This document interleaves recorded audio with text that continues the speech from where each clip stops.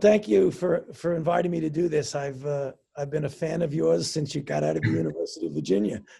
Well, I appreciate it. Yeah, I heard you, talking about the Nationals, and I was like, man, we should try and catch up. I know you're crazy busy right now, but I appreciate you taking a couple minutes to answer some questions for some people, and figured we could talk about obviously the virus for a little bit, but also some baseball and maybe a couple fun questions as well to keep people positive during these times. What do you think?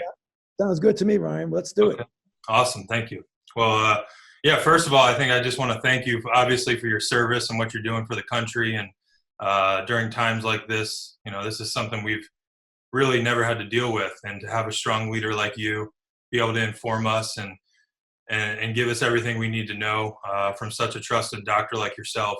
I can't tell you how much me and my family appreciate it, and all the other Americans appreciate it. So I just want to thank you for that first off, and thank you for taking a couple minutes out of what I'm sure is pretty busy days for you right now. So we appreciate it, and hopefully we can have some fun. Good. Thank you. Thank you very much. It's my pleasure to be with you. Yeah, just first off, kind of like, I guess, how are we doing at flattening the curve, obviously throughout the country, but definitely in this DC area. I know, obviously there's hard hit areas and there's areas that haven't really seen much, but I guess as a whole, how are we doing? And then, for people around that root for the Nationals, how are we doing in this area? Well, we certainly got hit with a surge of cases, Ryan, not nearly as bad as New York City, which was really got hit bad for a number of things that are sort of different about New York than Washington, which is more spread out, not as concentrated. And we had a good heads up that it was coming our way, where New York kind of got soccer punched because they were getting cases from Europe. I mean, the first cases that went to the West Coast were actually from China.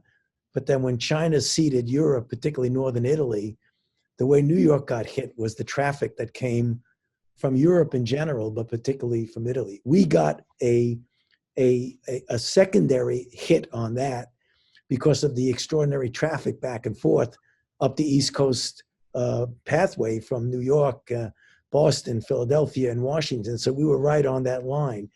We've got hurt. I mean, we have a lot of cases. We've had a lot of hospitalizations.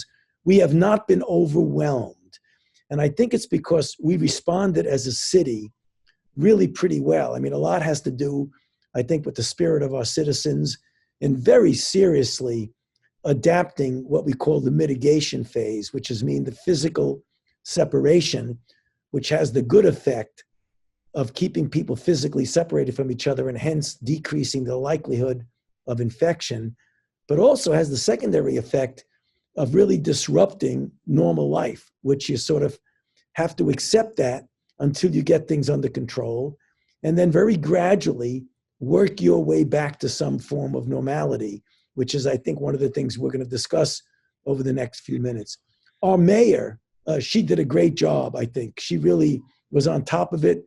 We've been interacting with her. She's been looking at the guidelines, and she's been following the guidelines. Bottom line is, we got hit bad. We're plateauing out. It looks like we're going to start coming down, but not yet. We're not ready to just jump right back into normality by any means. Yeah, that was going to be my next question. What can you say to the people that are getting anxious at home, want to get out, want to maybe go back to work, want to do things like that? I mean, obviously what they're doing is working. So, I guess the answer would be to keep doing what you're doing until it's safe for everyone to get back out there. Yeah, no, that's a great question, and it's very, very important. Obviously, as a health official, when I make recommendations about what we need to do to keep this under control, I have sensitivity. I'm a member of the Washington community. I've lived in the city, for the last, 50 years. So I know and love the city. And I know that the disruption of the city has a lot of consequences, not only economic, but also, economic issues then spill over into other things and could even be deleterious to health, like elective operations that you might need and things like that. So my message to my fellow Washingtonians is we're doing a really good job of preventing this from exploding by doing the mitigation of physical separation. We need to keep it up a bit longer. And when we return to normal, Brian, we can't just turn the light switch on and go right back. It's going to be a gradual process, a stepwise process. And that when we do get the reemergence of cases, which we will do, and whenever you pull back on mitigation, you have to expect that you're going to get cases that are going to be more than you had before. It's the ability and the efficiency with which you identify, isolate, contact trace, and get people out of circulation, protected with the medical care they need. If we do that well, we'll get back to normal sooner rather than later. And we talk about, maybe it coming back in the winter, or is there anything that you have seen or would lead you to believe that COVID could be a yearly seasonal virus, or do we not know enough about that? Well, the thing that makes me very realistic about this, Ryan, is that this is a very, very efficient transmitter from person to person. If it were kind of a wimpy virus that, was a bad virus that sort of petered out by itself, it's not going to peter out by itself because it's all over the world. We may go down and then Southern Africa is going to have a big outbreak. So next fall, next winter, it's not going to be a miracle where all of a sudden we wake up and it's gone. So what we have to do is be prepared to how to respond. And that likely will be that it will be around for a while. The way you get it so under control that you don't worry about it is A, if you get a vaccine, and we're working very, very intensively on that. And B, that if enough people get infected, they develop a certain type of herd immunity that protects those who are not infected. So the virus doesn't have any place to go. But in answer to your specific question, it is more likely than not that we will see this again and again until we really stick the nail in the coffin of this outbreak by a vaccine. Yeah, speaking of the herd immunity and things like that, you guys are working on a lot of the antibody tests and contact tracing. What can you kind of tell us how that's come along, and are the studies looking good, looking bad, or where do we go from here with the next steps on those? Well, it's better. It's better. We started off slow, and there was a lot of mishaps that we have to be realistic and humble to admit. But right now, we've done something that the United States of America does better than anybody else, is we engaged the private sector.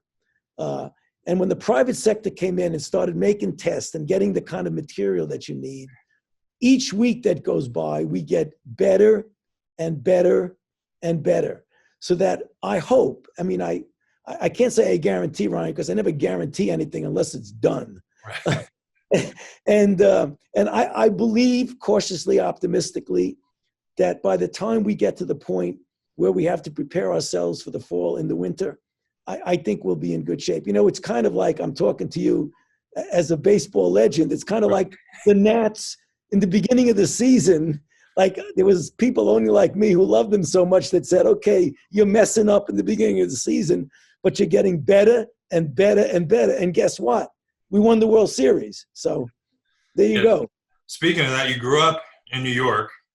You've lived here, like you said, for 50 years. Do you consider us your favorite team, or the Yankees your favorite team? No, there's no doubt about it. I'm not saying that because I'm talking to you. I love the Nats. I love everybody on the Nats. It was interesting. I grew up in Brooklyn. And what most people don't appreciate is that in Brooklyn, during the days of the Brooklyn Dodgers and the New York Yankees, it was equally divided. Half of my friends in Brooklyn were Yankee fans, right, and half of them were Brooklyn Dodgers. Virtually nobody was a New York Giant fan, except that we all loved Willie Mays and Monty Irvin. We weren't enemies with each other, but we were rivals. And we used to spend all day long arguing. Was Mickey Mantle better than Duke Snider? Was Roy Campanella better than Yogi Berra? Was Pee Wee Reese better than Phil Rizzuto? So it was a lot of fun. But right now, today, I think the character of the Washington Nationals is such that this year is historic, I think. Really historic. You can't savor it any more than having a team that came back. And at the end, I've never been in a situation before where when we were behind, I absolutely knew we were going to win. You almost felt better when we were losing than when we were winning. Absolutely. Weird feeling. Did you get to come to any of the postseason games or the World Series games? No, Ryan. Unfortunately, I didn't. I had stuff at work that couldn't get me there, but I watched them avidly. Well, if you need any tickets, you got a hookup now, so you can. I'll have you out next year. Okay. Thank you. One more kind of a personal question. My wife is 8 months pregnant. We've had a lot of friends who are obviously expecting soon or have just delivered. Is there any information or, I guess, new updates about what this does to pregnant women or newborn babies as well? Well, it's interesting in that anything that we've seen, even though the numbers are not large, is that unlike influenza, which is really bad for pregnant women and can often lead to bad pregnancy outcomes, in the cases from China and some of the cases from Europe, it does not appear that this virus has a really bad effect on pregnancies, unlike influenza. It's got really bad effect on the elderly and people with underlying conditions. You don't want to make too much of it, but I have not seen anything really bad regarding pregnancies. All right. It's kind of a broad question. What do you think are the most important lessons that we as a country, but also we as the world has learned to date about this global pandemic issue, I guess? In 2020, we've never really had something like this happen. I think a lot of people thought this was impossible to happen in 2020 with the medical advancements and the technological advancements we have. I think people are almost stunned that something like this could bring the world to a halt pretty much. So what have we learned, or what moving forward, what will we do the next time, I guess? Well, that's a great question, particularly for me and what I've been doing with myself for my entire professional career. I'm an infectious disease doctor. I'm the director of the Infectious Disease Institute at NIH. And I have been for decades talking about the fact that if you look historically, pandemics have occurred. In the past, in history, it shaped societies. I mean, measles wiped out the Aztec population in South and Central America. The plague wiped out a third of Europe. The influenza pandemic of 1918 killed 50 to 100 million people. Polio devastated us before we had the vaccine. And we keep saying we need to be prepared because outbreaks will continue to occur. The only problem is, Ryan, is that they space themselves in a way that there's no corporate memory, so that when we say 10 years from now, we had this terrible experience in 2020, we've got to keep putting billions of dollars into preparation. We do it, but we don't do it to the extent where you need it. So I hope the lesson learned from this is that never again, we should never, ever be unprepared for something as catastrophic as what we're going through now. So that's my lesson for the day, for sure. Very good, very good. An important question for me and all the fans around here too. Do you see a scenario where we can get back to playing baseball, this year, but obviously sooner rather than later, to the point where we can have an effective season in a World Series in 2020? Well, I think there is a pathway there, Ryan, but it's going to depend about my answer to the question a few minutes ago. So as we start trying to get back to normality and pulling back on some of the strict mitigation, we have a 3-phase way to get back to normal. First, you get past the checkpoint, the gateway, kind of like the minor leagues before you get into the big leagues. Yeah. Then you go to phase 1. And then if you do well, you go to phase 2 and then phase 3. If we do that successfully and there's no major outbreaks, I could foresee any of a number of scenarios. One of the scenarios would be something that I know is not pleasing to the players like yourself, is to at least get the fans to see it on TV. Get the players all tested so they're negative and they're not going to infect each other. Let them go to a few places where you could play ball and play and watch it on TV. That's one option. The next option is to do the same thing, but if things are really low, to restrict the number of people in a stadium. Say, when you get online to get your ticket, the way we do back on Capitol Street. You know, you stand there and you're 6 feet away from the person in front of you instead of face to face when the crowd comes in. The next thing, every fifth seat or every fourth seat, that could be done. And then the best of all is if things really work out, Rel, you could have a regular season. But I hope that there's some form of baseball this summer, even if it's just TV. And I do that for, I feel that strongly, one, because I'm an avid baseball fan, but also, I mean, it's for the country's mental health to have, you know, the great American pastime be seen. Two, it's for players like yourself that don't have a lot of years left. You don't want to lose another year, right? It's for the rookies who are coming up, who waited all their lives since high school to do this, who are getting a season taken away from them. And it's for the people who are on a roll, like, you know, like many of the players on the Nats, that you want to keep going. So there's so many reasons to want to do that. Yeah, I mean, I think the mental health of the country would be great. I mean, having any sport to watch on TV, anything as an outlet to be entertained, and you know, that's what we're supposed to do. Like you said, I don't have much time left, and I enjoy every day of it. So being able to do that would be so much fun. Couple of quick questions for you. Who's your favorite racing president? Absolutely, Teddy Roosevelt. If you were the manager going into Game 7 of the World Series and you had every pitcher at your disposal, who would you start? You know, it's interesting. I don't want to insult anybody, but it would have to be Max. I mean, Strauss is great, and he's as good as anybody, but I just, there's something about Max that you know, you got to love the guy. There's no wrong answer. Everybody like him. I mean, the guy's a superstar, and he runs around like he's a kid. Yeah, he loves playing the game. You know, you love the game so much. You've said you've been watching it obviously for years and years. In your opinion, the best player of all time?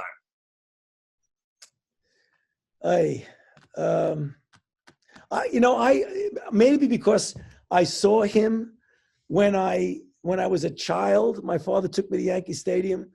Was Joe DiMaggio. I mean, anybody that could hit in those many consecutive games, you know that better than anybody. What it takes to do that is like, wow.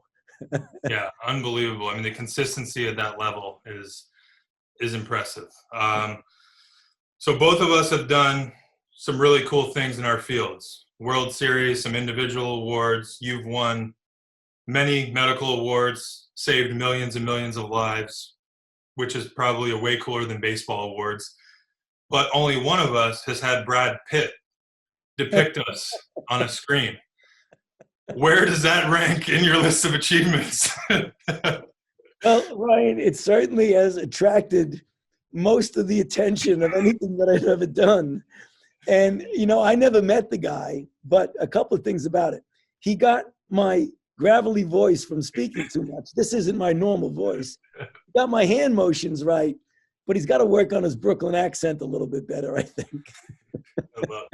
And last thing, there's a bar or restaurant in U Street that has created a Fauci pouchy. It's an old, like an adult Capri Sun. I'm going to take it you probably haven't had one, but there's a lemonade, a sweet tea, or a strawberry flavor. Which one would you pick if you had to pick? I'd pick lemonade for sure. I love it. Oh, man. Well, thank you so much. I think, you know, a lot of these questions, hopefully we reach some people who maybe haven't seen you speak or haven't heard before, and we could help, you know, tell some people why we're all doing this. You know, also in this time, I think it's fun to be positive and laugh a little bit and, you know, ask some silly questions like we just did, because, you know, I think people need to remember that, you know, we still need to be positive. You know, spending a lot of time with your family is not a bad thing, and, you know, make the best out of it, and, you know, stay positive and love your family and stay safe. And, you know, we'll get through this together. So I just wanted to thank you for coming on and having some fun with me and answering some serious questions as well. And, you know, like I said at the beginning, thank you so much for what you've been doing. And, you know, we can't thank you enough for guiding us through this. Well, thank you, Ryan. It's a pleasure to be with you. I've admired you for so many years. I hope you have a couple of more really good ones, and I hope you do it this season. Yeah, well, when we start back up, we'll have to have you out and have you come in the clubhouse and talk with the guys, and we'd love to have you. I'd love to do it. It was a real pleasure being with you. Thanks again. All right. Thank you so much for your time. I appreciate it. Boom.